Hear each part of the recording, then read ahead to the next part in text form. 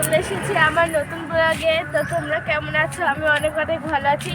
তো আজকে ছাদ বাগানের ফুল গাছ দেখাবো তোমাদেরকে, শীতের কিছু ফুল গাছ। চলো দেখাই, আসো।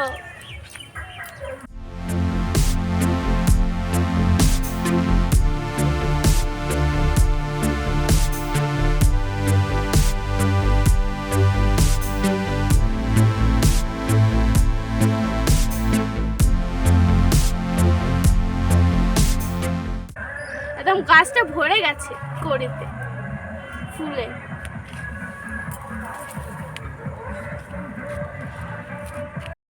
তো এটা হলো চন্দ্রমল্লিকা গাছ। তোমরা অনেকেই জানো, আবার অনেকেই জানো না। তো দেখে নাও কেমন লাগছে, প্লিজ কমেন্টে জানিও।